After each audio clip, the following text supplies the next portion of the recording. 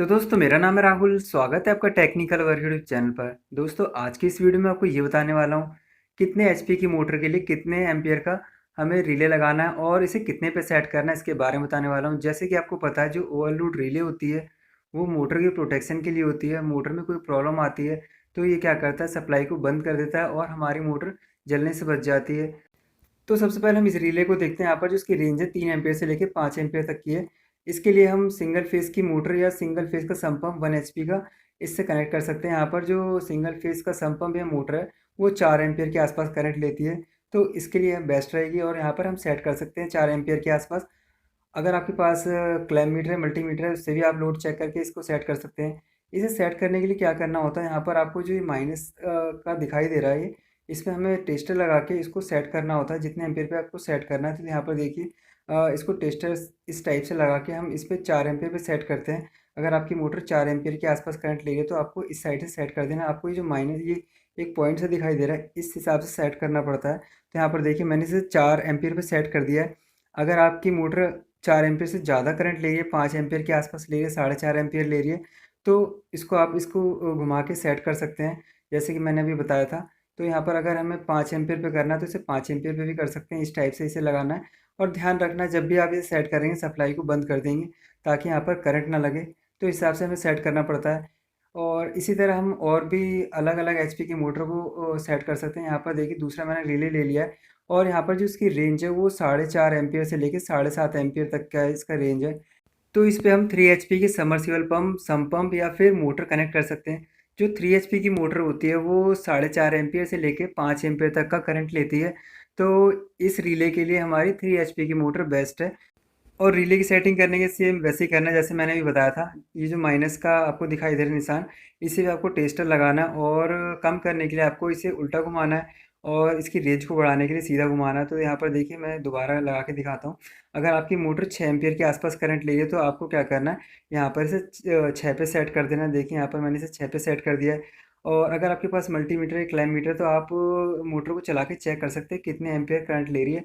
हर face पे check करना है। अगर आपकी मोटर 6.5 एम्पियर के आसपास करंट ले रही है, 7 एम्पियर करंट ले रही है, तो आपको इसी हिसाब से सेट कर देना है। तो देखिए यहाँ पर मैंने 7.5 पे इस टाइप से सेट कर दिया।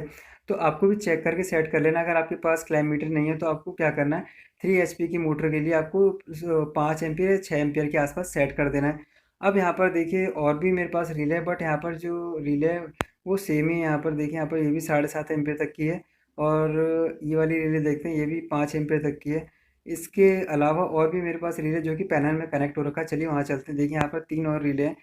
तो यहाँ पर जो बीच वाला ड्यूल स्टार्टर है इसमें देखिए जो रिले लगी हुई है वो यहाँ पर 6 एम्पियर से लेके 10 एम्पियर तक का रेंज है इसका। इसके लिए हम यहाँ पर 5 एचपी तक की मोटर कनेक्ट कर सकते हैं। 5 एचपी की समरसीबल पंप मोटर जो भी है वो आप इस पर कनेक्ट कर सकते हैं। 5 एचपी की जो मोटर होती है वो 7.5 से 8 एम्पियर के आसपास करंट लेती है और इसकी जो रेंज है वो 10 एम्पियर है। और इस हिसाब से आप इसे सेट कर सकते हैं। 5 एचपी के लिए बेस्ट रहेगा। और इसकी सेटिंग वैसे ही करनी है। सबसे पहले आपको सप्लाई बंद कर लेना है और यहाँ पर जो आपको व्हाइट कलर का ऊपर पॉइंट दिखाई दे रहा है इसको रोटेट घुमाना है। अगर आप उल्टे साइड घुमाते तो रेंज कम हो जाएगी और सीधे के साइड घुमाते इस साइड से तो यहाँ पर इसकी रेंज बढ़ जाएगी। तो आपको चेक कर लेना है।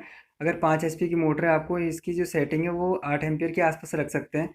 और अगर आपके पास क्लैम मीटर मल्टीमीटर है तो आप चेक करके भी इसका लोड सेट कर सकते हैं। इसी के साथ हम दूसरे डीएल स्टार्टर को देखते हैं। यहाँ पर जो रिले लगी हुई है इसकी जो रेंज है वो 9 एम्पियर से लेके 14 एम्पियर तक की है।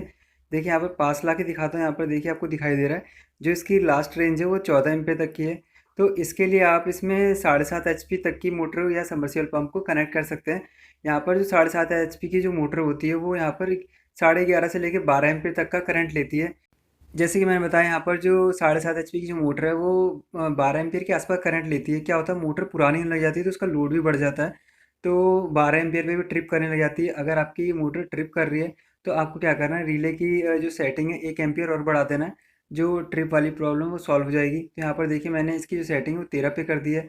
यहाँ पर एक और ड्यूल स्टार्टर है और जो जिसमें जो रिले की रेंज है वो 13 एम्पियर से लेके 21 एम्पियर तक की है। यहाँ पर इसका यूज़ हम 10 एचपी की मोटर तक के लिए कर सकते हैं। जो 10 एचपी की मोटर होती है वो 15 एम्पियर से 16 एम्पियर के आसपास करंट लेती है। तो इस हिसाब से हमें 15 या 16 एम्पियर पे से सेट कर देना है। क्या होता है जब मोटर पुराने लग जाती है तो उसका जो लोड होता है बढ़ जाता है, इसीलिए जो रिले की रेटिंग है वो ज़्यादा करके देते हैं। तो यहाँ पर 21 एम्पियर तक का इसका रिले का रेंज है। तो आप अपने हिसाब से सेट कर सकते हैं जितने एम्पियर करंट ले रही है। अगर आपके पास क्लैम मीटर मल्टीमीटर है तो उससे भी लोड चेक कर सकते हैं। तो यहाँ पर एक बार मैं आपको लोड चेक करके बताता हूँ कैसे चेक करना है और इसका रिले का रेंज कैसे सेट करना है। देखिए यहाँ पर मैंने क्लैम मीटर ले लिया, इसे एम्पियर पे सेट कर दिया। यहाँ पर हम इस स्टार्टर पैनल को ऑन कर देते हैं। तो यहाँ पर मैं सप्लाई को ऑन कर दिया और इस स्टार्टर पैनल को ऑन करते हैं। देखिए यहाँ पर जैसे मैंने इसको स्टार्ट बटन को ऑन किया, यहाँ पर जो हमारा समरसीबल पंप है चल गया। ये 7.5 HP का समरसीबल पंप है। और यहाँ पर हम तीनों फेज़ पे लोड चेक करते हैं। यहाँ पर देखिए मैंने एम्पियर पे सेट कर रखा है। तो सबसे पहले हम आर फेज़ पे चेक करते हैं। तो यहाँ पर देखिए आर फेज़ पे जो इसका लोड चल रहा है 13.1 एम्पियर चल रहा है। तो यहाँ पर देखिए 13.1 एम्पियर चल रहा है। इसी के साथ हम वाई फेज़ पे भी चेक करते हैं।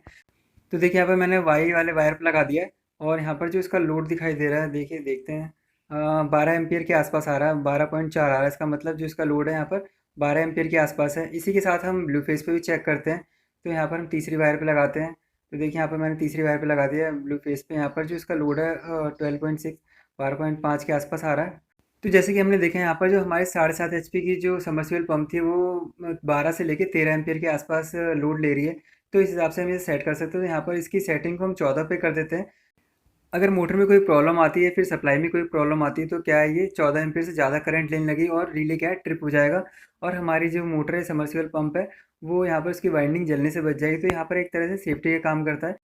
अगर आपके पास क्लैम मीटर या मल्टीमीटर तो आप लोड चेक करके भी रिले की सेटिंग कर सकते हैं। अगर नहीं है तो कोई बात नहीं, जो 3 फेज़ की मोटर होती है वो 1.5 गुना करंट लेती है। आप उसको एचपी से कैलकुलेट करके भी इसकी रिले की सेटिंग कर सकते हैं। तो दोस्तों अगर आपको फिर भी रिले की सेटिंग करने में प्रॉब्लम आ रही है तो आप कमेंट करके पूछ सकते हैं। दोस्तों अगर आपको ये वीडियो पसंद आई तो प्लीज़ इस वीडियो को लाइक कर देना। अगर आपने मेरे चैनल को सब्सक्राइब नहीं किया तो प्लीज़ मेरे चैनल को सब्सक्राइब कर देना, इस बेल आइकन को प्रेस कर देना जिससे नई वीडियो की नोटिफिकेशन आपको सबसे पहले मिल सके। मिलते हैं आपसे नेक्स्ट वीडियो में।